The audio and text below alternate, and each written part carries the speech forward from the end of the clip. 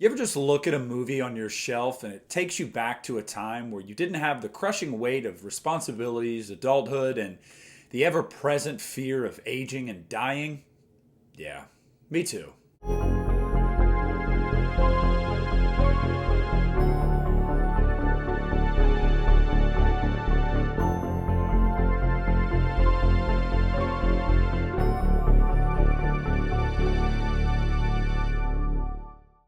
What is up, everybody? It's Nick here at the Lost River Drive-In, and tonight I'm coming back at you to give you another video of some vintage horror DVDs that I owned, that I love, and that transport me back to that place and time, as I was saying at the top of this. Again, no particular order, and I just grabbed a handful for reasons that I stated in my previous video.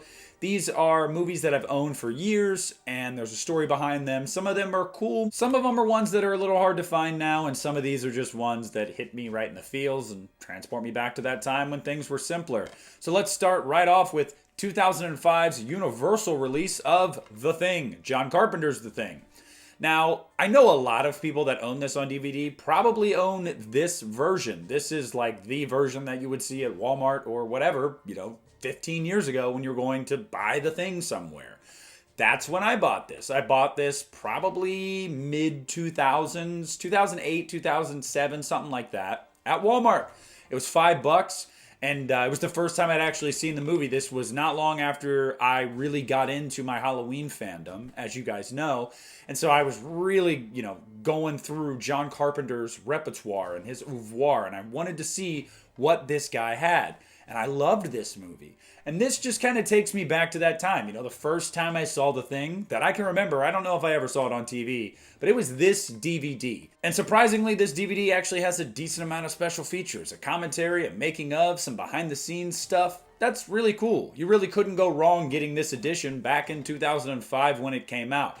Now, obviously, everybody watches this on 4K now or Blu-ray at the very least. They don't ever go back to this DVD. But that does not mean that this DVD is not important to me, and I'm sure many other people out there. So hey, John Carpenter's The Thing Collector's Edition from Universal. And next up is going to be from the same year, but that's because it's the year this came out, and that is House of Wax. This was by Warner Brothers Entertainment. Now, you guys might go, well, that movie's only like 20 years old. That's really not that vintage. Well, one, that's not really the point. It's more about the release itself being more vintage. And two, it is because this holds a special place in my heart. Because this DVD that I am holding in my hand, I got this from Movie Gallery when this movie was available to rent. That's right. I don't remember if it was like late 05 or early 06 when we went to rent this thing. But I'm just going to tell you right now, I had no intention of ever giving this thing back. So there's nostalgia attached to this because I went and rented this thing. This is the one that I took off the shelves when rental stores were still a thing. And I don't know, it just kind of transports me back to that time.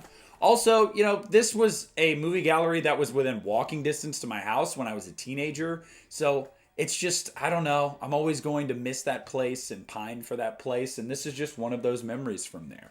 Now, this has some decent special features on it, too. Like I said, it's not a super old movie, so you would expect that in the early to mid-2000s. And it doesn't disappoint. Now, as I've said before, I don't go back and watch this version when I watch the movie. This is special to me for many reasons, and I won't apologize for that. Also, I don't know if you guys know what I'm talking about. I feel like you do. When you would go to the rental store, it would seem like the cases was like a different kind of plastic. There was like a different texture. This is one of those. I don't know if you can tell, and I'm being such a nerd right now, but it's that different texture that just reminds you like, oh my God, this was from Blockbuster or wherever you got it from. I don't know. I'm nerding out right now. But if you know, you know. Next up is going to be 88 Films' release of Sleepaway Camp 2, Unhappy Campers. This is a really underrated movie in my opinion. Maybe not so much now. It seems like a lot of people are coming around to this movie now, and they say that Sleepaway Camp 3 is the underrated one. I can't get behind that, but I can get behind the love for this movie. I really, really do enjoy this movie quite a bit. It's not on par with the first one, but it's damn close. Now, 88 Films, as you guys know, this is foreign. I believe this is the UK. So this is region locked. If you have a region-free player, no problem. I just totally stuttered. Ignore that. But if you don't have a region-free player, I'm pretty sure you can find this to stream somewhere free, honestly. There's actually some special features on here, which is kind of cool because for an obscure release from overseas, you don't normally get that a lot, so that's all right. And again, I just love, the artwork. It's so corny and it is so aged and dated, and I love it for that. So I don't know if you guys are able to find a way to watch Sleepaway Camp 2. Please do, because I think this movie's good. And if you can find this DVD, pick it up. Why not? What do you have to lose? Next up is going to be Dimension's release of this film in 2007 on DVD, and that is Black Christmas 2006, the unrated cut. Now, why am I showing this?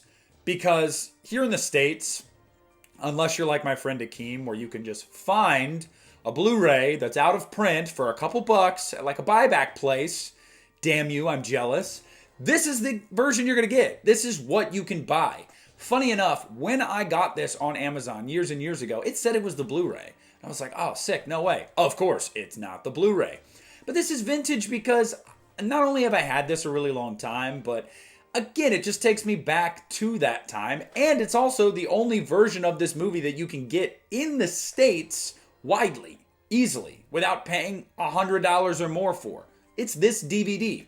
Now, as far as special features go, there is a making of on this thing, which is actually really cool. And if I'm not mistaken, this is really awesome. And this is another reason. Now, some of you guys might go, okay, what's so awesome about this?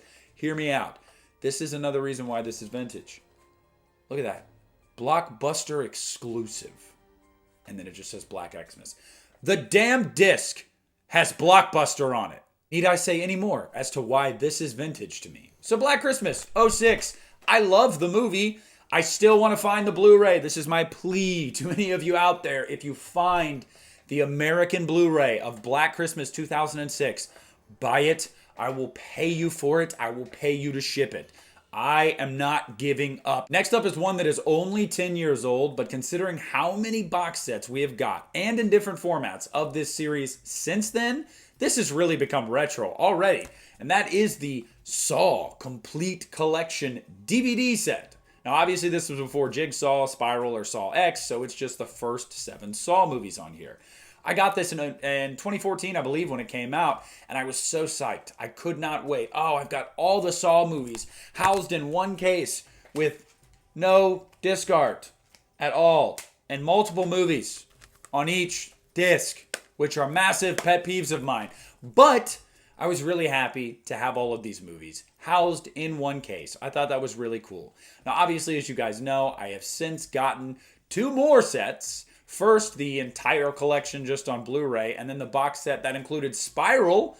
I have not gotten the newest one that just came out. I'm looking forward to doing that. So this one, it's retro, it's vintage. I don't watch it anymore, but it's really cool. I don't know. It takes me back, time capsule. I'm getting old. Now, next up is going to be one that my buddy Rudy sent me, and I love this set, even if I don't love both of the movies, and that is Aliens vs. Predator unrated 2-pack. Yes, and look, the case is just like Requiem. You can hardly see what's on there. I love it. But seriously, look, I saw AVP in the theater when it first came out.